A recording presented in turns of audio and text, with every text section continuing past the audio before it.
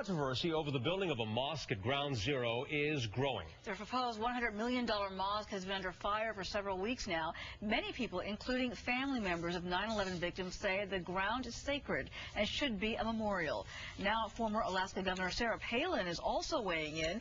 She posted a message on Twitter over the weekend to New York Muslims saying, "Peace-seeking Muslims, please understand. Ground Zero Mosque is unnecessary provocation. It stabs hearts. Please reject it in the interest of healing."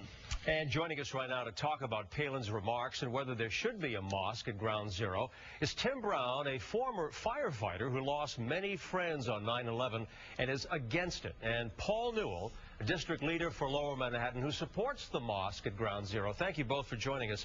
Mr. Newell, let's start with you. You've heard the comments. What do you think? Did Sarah Palin cross the line here? Well, you know, Lower Manhattan's been trying to come back from these attacks for 8.5 years now. And we're in no position to turn down these kind of benefits that are coming to our community, 150 jobs. And we're in no position to throw away what we've always succeeded on, which is the tradition of tolerance and reaching out to other people. Sarah Palin, you know, has a lot to say about this country, but in this city and in America, we don't tell people where they can build their houses of worship. All right, you support the mosque site. Mr. Brown, you responded on 9/11. In fact, as we mentioned, you lost friends and several colleagues at Ground Zero. What do you make of Sarah Palin's remarks? Oh, I think it's great. She brings this controversy onto a much larger national stage. Sarah Palin is a patriot and is demonstrating great leadership by taking this position. You know, the politicians that are for the mosque are taking a position of political correctness. You know, they talk about religious freedom and say that we're not demonstrating religious freedom. The people that are talking about American values. The people that aren't showing religious freedom or didn't show it were the people that flew planes into those towers. None of whom are building this mosque in our community. But they are Muslim terrorists. You were calling Imam Rauf a Muslim terrorist? He's been my neighbor for 25 years. Right, I did not. Paul, 300 members of that congregation were killed. Hey, Paul, you know what?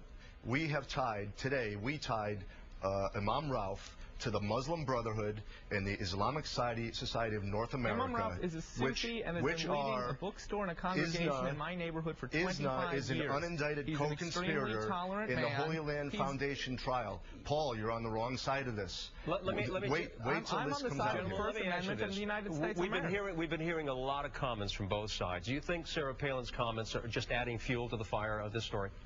She's a patriot. She is saying what is in her heart. She's saying what is best for the safety and security of America.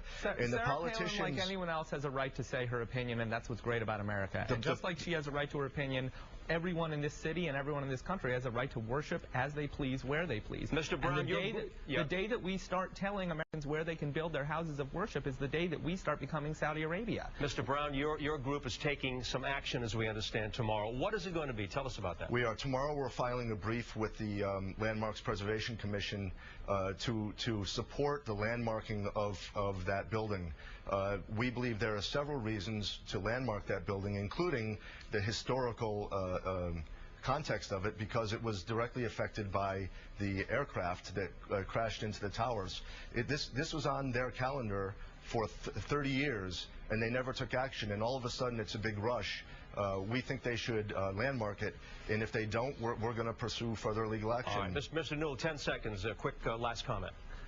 We want to encourage development and communities being involved, and we want to be a tolerant community. That's how New York City succeeds, and that's how America succeeds. Okay, we're going to be hearing a lot more of this, of course. Tim Brown, Paul Newell, thank you both very much for joining us tonight. Thanks, Rennie. And a reminder, you can get more on Sarah Palin's remarks and the Ground Zero Mosque controversy. You can log on to our website, very easy, myfoxny.com.